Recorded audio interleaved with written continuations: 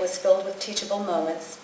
In the midst of it all, you still managed to teach us politics and culture and literature, and yes, amazingly enough, Deutsch. Danke, danke. Meine liebe Dorina, you guided me through the very awkward teenage years at Bullard. You insisted that taking the lead in some of your German plays and kissing der Prince was good for me. Danke, it really was. You encouraged me to double major at Mills, persuaded me to seek out an internship in Germany, and you stood by as I maneuvered my way through relationships, marriage, and motherhood. We had the opportunity to explore Europe together and to explore ideas. I will always cherish the memories of our last trip to Europe 2 summers ago. It was your idea. Danke, danke, danke. Deine Kinder are doing as well as can be expected. They too have lost a dear friend. They have been a great source of comfort to me, but even more importantly to each other. Dorina, you would be so proud. You always felt that the children are remarkable and that they bring with them a wealth of information, knowledge, and ideas into the classroom. You said that it was our job as good teachers to tap into what they already know and to go from there. I heard what you said, but I never realized until now what that meant. Dorina, this evening is a result of their knowledge, their ideas, their love, and their collaborative efforts. The memories shared, the poems, the t-shirts, the logo, the quotes, the program, the piano music, the bracelets, the food, the songs, the photos, and so much more are all student originated. Dorina, this is the ultimate portfolio project. Das ist gut, nicht wahr? Unlike all the other portfolio projects that they have ever done for themselves in your class, there's no formal rubric here tonight. The only measure of how successful they are tonight is the feeling with which they walk away. They are dedicated, they are determined, they are German students. The last thing you said to them when you came to see them that Friday was, quote, "This is not about me, guys, it's all about you. It has always been about you," unquote. Dorina, you are right. We are here for them and because of them. I made the mistake of telling them that this evening was for you.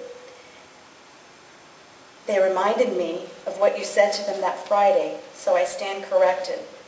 This is what they needed to do for themselves in order to honor you, their beloved teacher. Meine liebe Dorina, wir danken dir, we thank you. Wir vermissen dich, we miss you.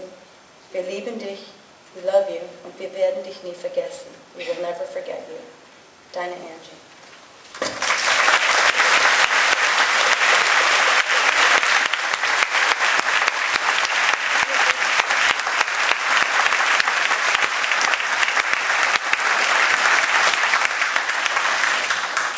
Koop'sTroops would now like to recite Heidenroslein by Goethe, one of Frau Koopman's favorite poems.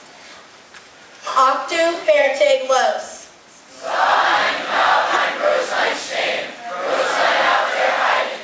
War so jung im Morgen schön, lieb es schnell es nah zu sehen, sah sie vielen Freuden. Röslein, Röslein, Röslein, Röslein auf der Heide. Na, es sprach, ich strecke dich, Röslein auf der Heide. Röslein sprach, ich strecke dich, dass du ewig denkst an mich, und ich will's nicht leiden. Röslein, Röslein, Röslein, Röslein auf der Heide. Und der wilde Knabe fragt, Röslein auf der Heide.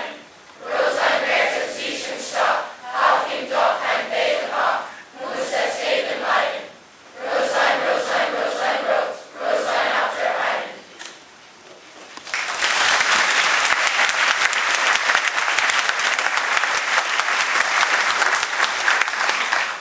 And now, Taryn, Harold, Garnisha, and Elise would like to share some fond memories of Frau Koopman.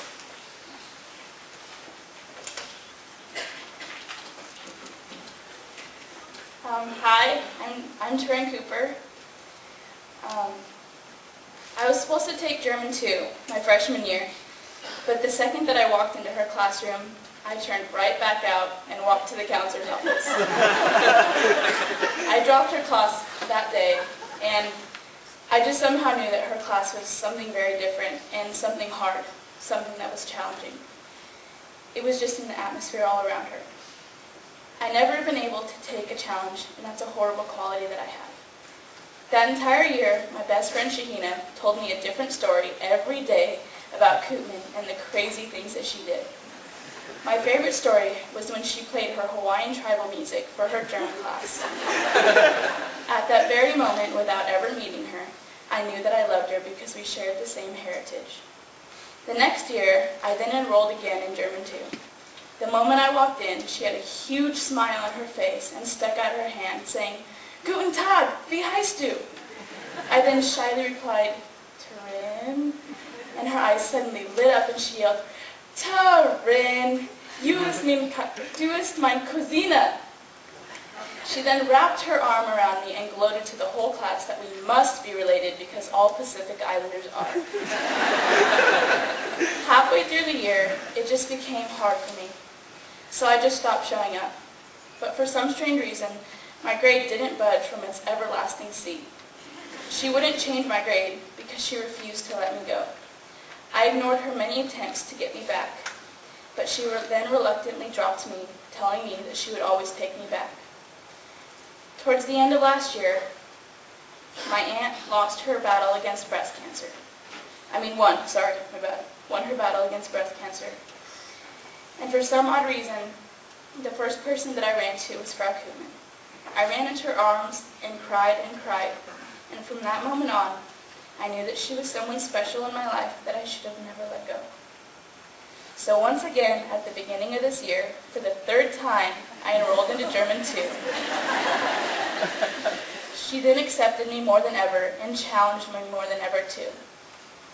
I spent little time in her classroom as a student, and that's my biggest regret so far. I let her, and worst of all, myself down because I was too scared to learn about life. I'm ready though now, Koopman, and I never would be if it wasn't for her. She's the only person who's ever pushed me to my limit and made me want to be a better person.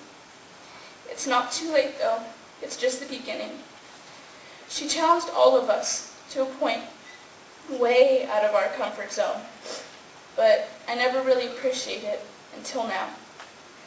I still have not heard the Hawaiian tribal song, even though that's half the reason why I joined the second time anyways.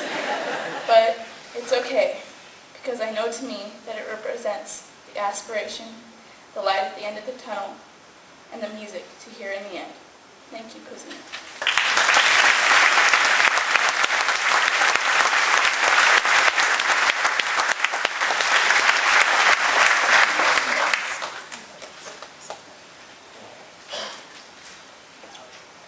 I walked into class one morning before school, and I noticed the first-year student presenting his project to Frau Koopman, who was sitting across from him at a desk.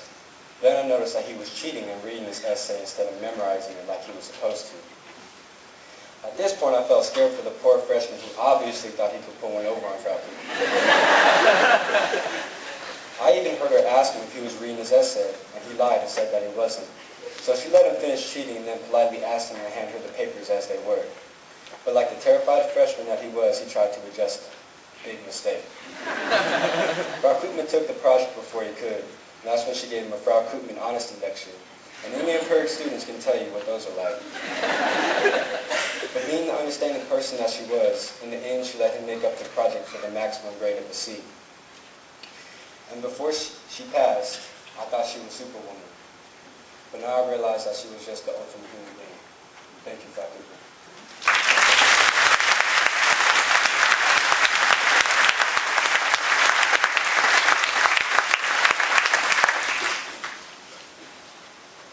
My most cherished memory about Frau Koopman was on the first day of school, and I had German fourth period, so my cousin Jared said, "I'm going to walk you to class." And I told him no, but as we all know Jared, he always does the opposite. So he ended up walking to class anyway. Finally we get there, Frau Koopman looks at Jared and me, and she asks him, "Is this your girlfriend?" And I looked at him thinking, wow. And he did too. He finally said, "Nein, das ist meine Cousine." And Frau Koopman said, "Oh, and she turns to me and says, "I'm